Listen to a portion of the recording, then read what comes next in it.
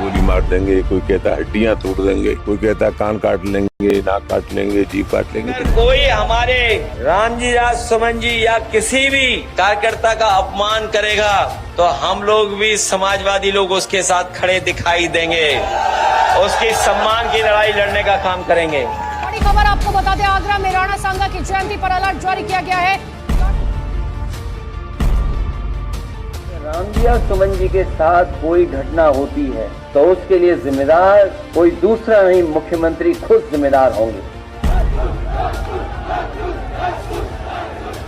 क्योंकि मुख्यमंत्री खुद उस संगठन पे हाथ रखे हुए हैं। समाजवादी पार्टी के अध्यक्ष अखिलेश यादव आज रामजी राज सुमन से मुलाकात करने के लिए आगरा में उनके आवास पर पहुंचने वाले हैं। मैं गोली मार दूंगा जाके अखिलेश यादव को।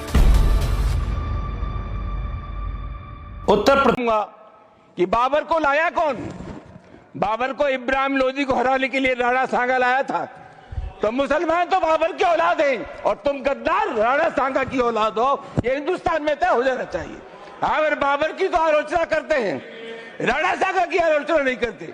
सभापति महोदय, ये बहुत बात मान सम्मान और स्वाभिमान की है। मैं अभद्रता नहीं कर रहा हूं, लेकिन जिम्मेदारी लेनी पड़ेगी हमें, क्योंकि जब तक उनको माफी का समय दिया गया था तब तक उन्होंने माफी नहीं मांगी। शायद लोग पहचान नहीं पा रहे होंगे, मैं वही दीपक पंडित हूं जिसने 22 अप्रैल 2018 में चंद्रशेखर रावण पे गोली चलाई थी। मैं जिम्मेदारी लेता हूं।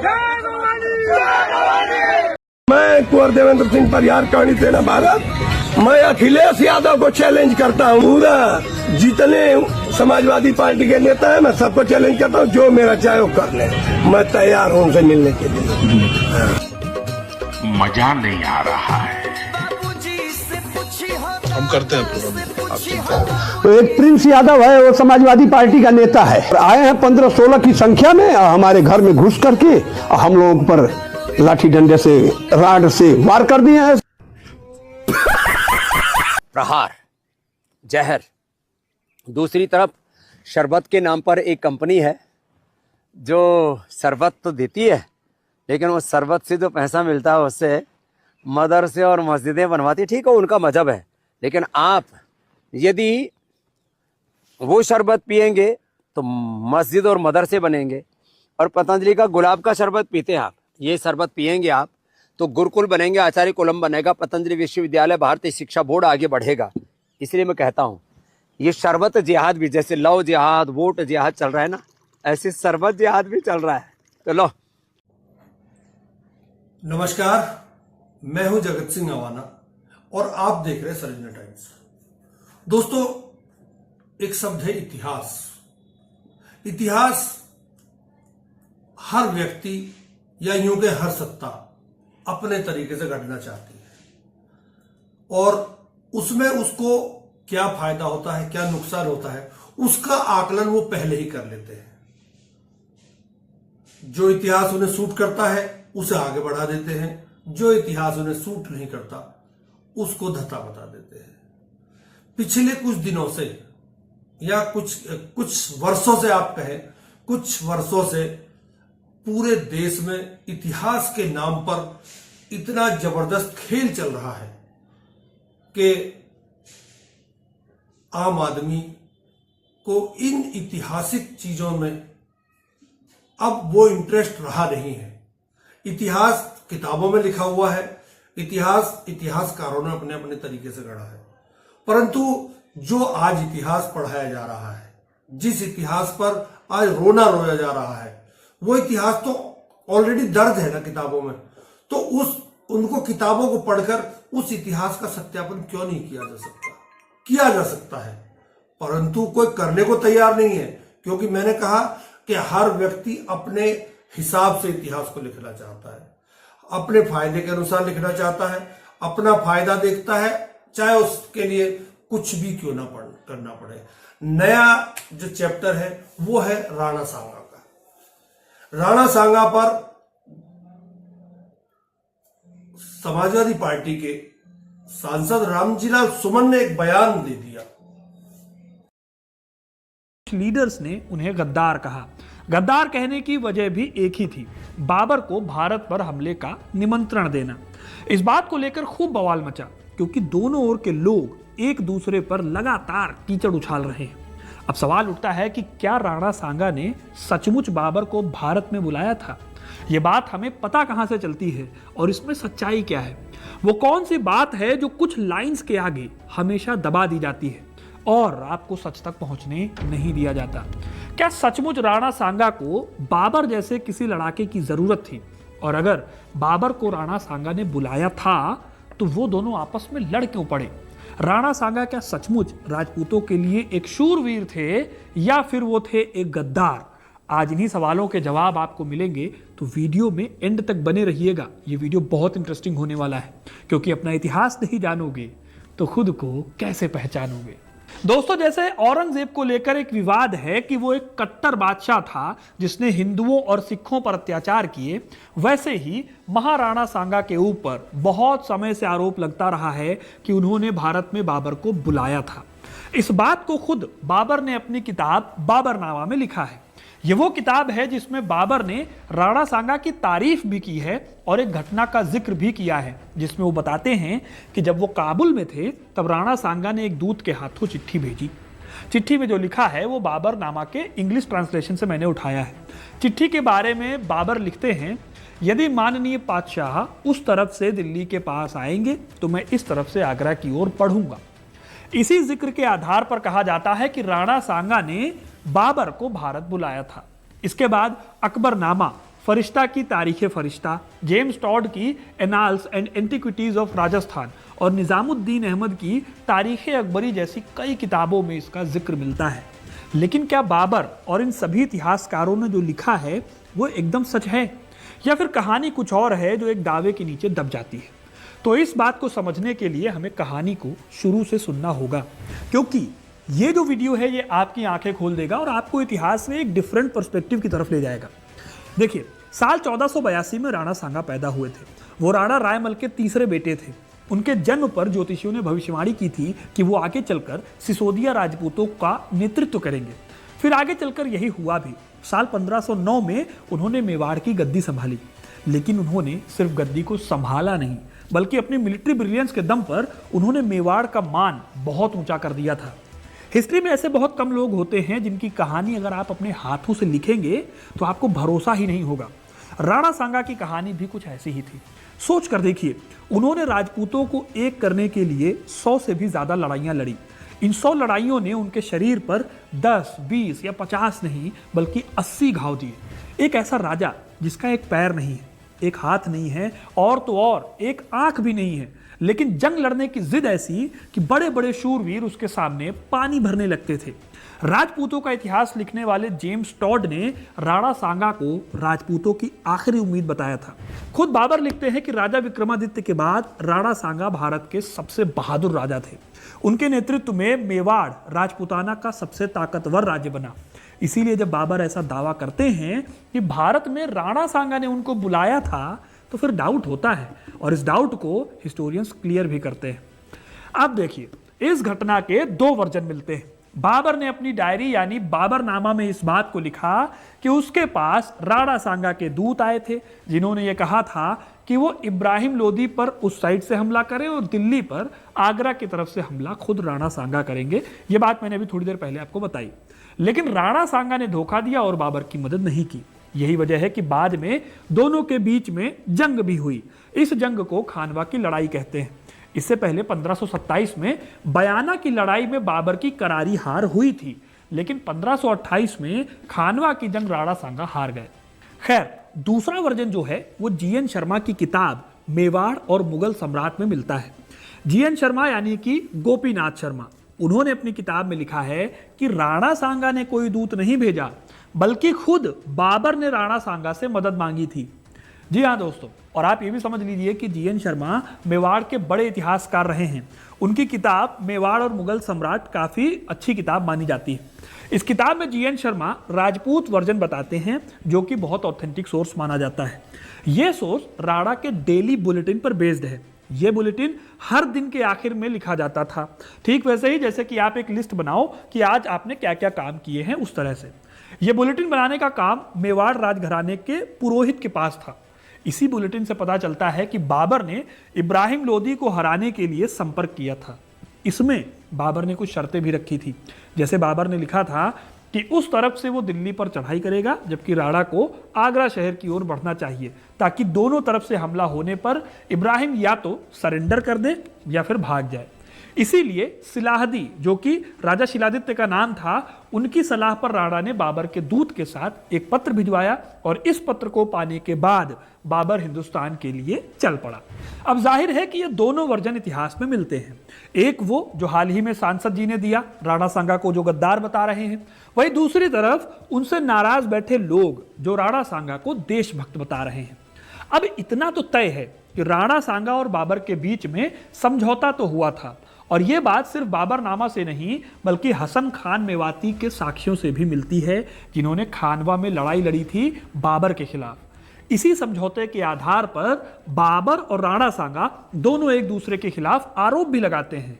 बाबर, जैसा कि बाबरनामा में लिखते हैं कि राणा सांगा ने पानीपत की लड़ाई में मदद नहीं की, तो वहीं राणा सांगा का आरोप रहता है कि बाबर ने कालपी, बयानी और धौलपुर पर कब्जा ना करने की बात कही थी, फिर भी उसने उन जगहों पर कब्जा किया।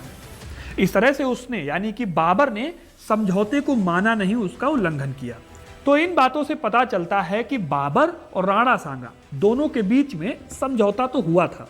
हालांकि इन दोनों में से किसने किसको पहले बुलाया ये ढंग से पता नहीं चलता। इसलिए हमें कुछ दूसरी बातों को ध्यान में रखना होगा, जिससे आप कंक्लूजन तक पहुंच सकते हैं। माने कि आप अंदाजा लगा पाएंगे कि आखिर उस टाइम पर हुआ क्या होगा। तो हम चलते हैं एक सवाल की तरफ। सवाल ये कि क्या बाबर को राणा सांगा की जरूरत थी? जवाब है हाँ, जरूरत थी।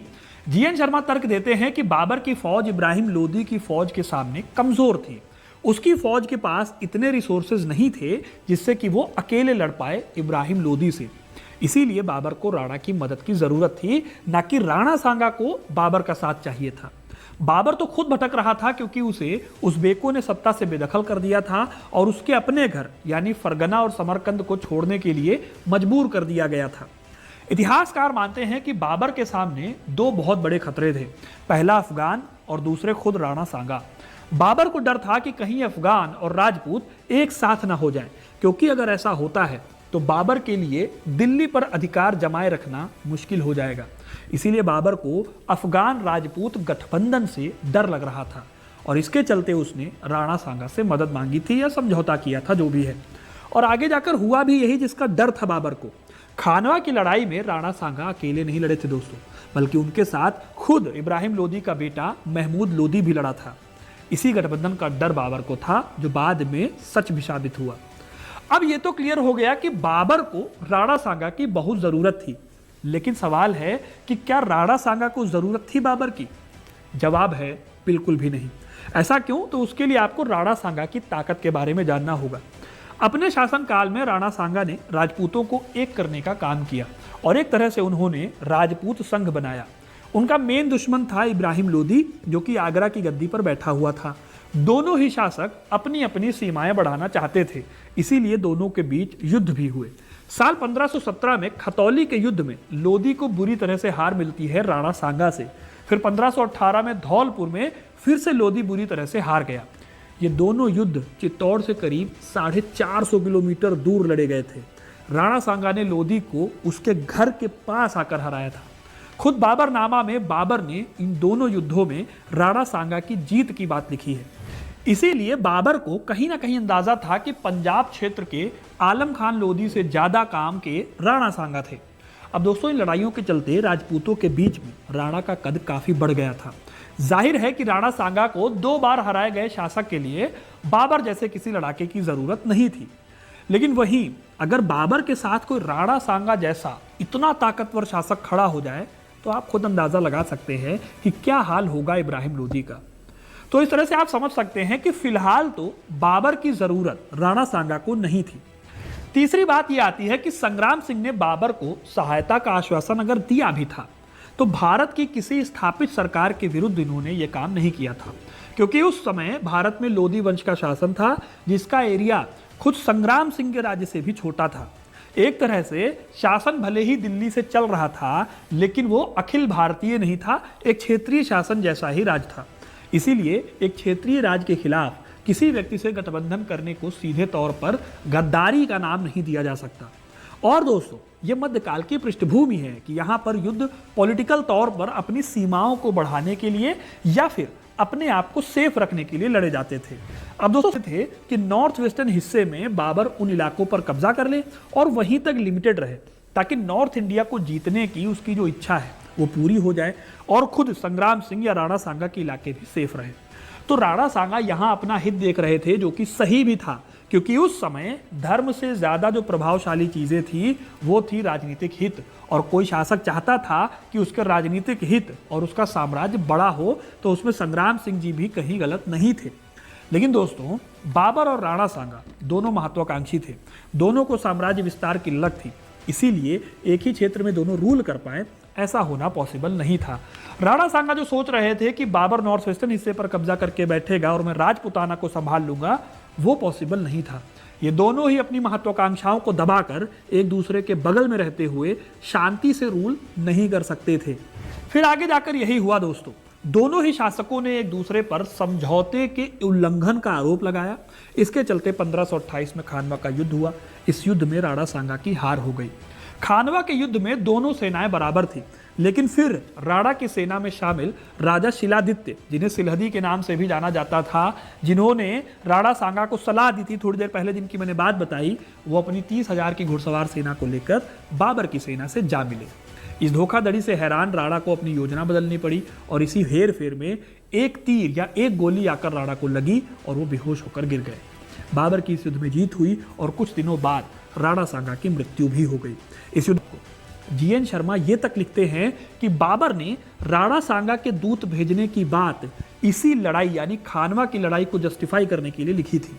वो ये दिखाना चाहता था कि जब पानीपत में लड़ाई हुई तो राणा सांगा समझौते के तहत उसकी मदद के लिए आगे नहीं आए, इसीलिए वो अपने साथ हुए धोखे के चलते अटैक कर रहा था। वो तो ये भी लिखते हैं कि बाबरनामा में बाबर ने हमेशा सच कहा, ऐसा बिल्कुल भी नहीं है। मतलब उसने कई बार जानबूझकर गलत सलत फैक्ट्स दिए हैं। एग्जाम्पल के लिए उसने एक से ज्यादा बार पॉजिटिव वर्ड्स में कहा कि इब्राहिम लोदी के पास लड़ाई में उसके पास सिर्फ 12,000 सैनिक थे। हालांकि जो मॉडर्न रिसर्च है उनसे पता चलता है कि पानीपत के मैदान में उसके पास बहुत बड़ी संख्या में सैनिक थे। इसके साथ ही जीएन शर्मा लिखते हैं कि किसी भी दूसरे कंटेम्प्रेरी राइटर, चाहे वो हिंदू हो चाहे मुस्लिम हो, उन्होंने काबुल में सांगा द्वारा राजदूत भेजने का उल्लेख नहीं किया है। इसलिए बाबर की बात को पूरी तरह से सही नहीं माना जा सकता। अब दोस्तों, इन सारी बातों से सवाल उठता है कि क्या राणा सांगा को गद्दार कहा जा सकता है? जवाब रामजीलाल सुमन ने एक सवाल के जवाब में, या यूं कहें एक औरंगजेब पर बहस चल रही थी, उसमें बोल दिया कि बाबर, चलो मुसलमान बाबर की औलाद हैं, परंतु आप तो राणा सांगा की औलाद हो। मैं राणा सांगा को गलत नहीं बोल रहा हूं, परंतु मैं आज राणा सांगा के बारे में ही आपको बताना चाहता हूं। राणा सांगा का इतिहास क्या है। राणा सांगा रायमल के तीसरे नंबर के बेटे थे। आपस में भाइयों का 3 भाई थे, वो आपस में उनका झगड़ा हुआ तो उसमें बड़े भाई ने, पृथ्वीराज ने, उसकी आंख फोड़ दी और एक हाथ तोड़ दिया था। उसके बाद वो वहां से भाग गया था। इतिहास कहते हैं अपने आप को दोहराता भी है। इतिहास ये भी दिखाता है कि कौन क्या था, परंतु इतिहास को अपने तरीके से गढ़ने के अलावा जब रामजीलाल सुमन के घर पर इस तरह के उपद्रव करते हैं और अखिलेश यादव तक को मारने की धमकी देते हैं, तो उसका अंजाम क्या होगा कोई नहीं बता सकता। परंतु आज मैं राणा सांगा की बात कर रहा हूं। राणा सांगा को कहते हैं इतिहासकार, कुछ इतिहासकारों का मानना है कि बाबर को राणा सांगा ने बुलाया था, तो कुछ इतिहासकार ऐसे भी हैं जिनमें जीएन शर्मा एक इतिहासकार है, उनका कहना था कि राणा सांगा को उल्टा बाबर ने इब्राहिम लोधी को हराने के लिए बुलाया था। हालांकि इब्राहिम लोधी की लड़ाई में राणा सांगा नहीं आया था। बाबर के 2 खतरे थे, एक था राजपूत और दूसरे थे अफगानी। उन दोनों खतरों के बीच में बाबर झूल रहे थे। इतिहास यह भी बताता है कि राणा सांगा ने कोई युद्ध राष्ट्र में उसी के जो सैनिक थे, उसी के जो सेनाध्यक्ष थे, कुछ उन लोगों ने उसको जहर देके मारा था। यह इतिहास में दर्ज है, आप चाहें तो पढ़ सकते हैं। परंतु जो इतिहास आज बनाया जा रहा है वो इतिहास कहीं ना कहीं इस देश के लिए खतरनाक है। इस देश में अराजकता का माहौल फैलाने का प्रयास किया जा रहा है। मैं किसी समुदाय विशेष की बात नहीं कर रहा। हर समुदाय का अपना एक अलग वो रहा है, सूत्र रहा है और प्रेरणा स्रोत कोई व्यक्ति रहा है। परंतु उसका मतलब यह नहीं है कि आप दूसरे को नीचा दिखाकर अपना इतिहास अच्छा लिखना चाहें या उस बोलने वाले के खिलाफ आप गंदी लैंग्वेज बोले और उसके घर को तोड़ने के लिए बुलडोजर लेके पहुंच जाए और उसके खिलाफ प्रदर्शन करें। मैं किसी भी हिंसा का पक्षधर नहीं हूं। मैंने इतिहास के पन्नों से आज आपको कुछ समझाने का प्रयास किया है। मैं उम्मीद करता हूं आपको पसंद आया होगा। अगर पसंद आया हो तो कृपया कमेंट जरूर करें। बहुत बहुत धन्यवाद। नमस्कार।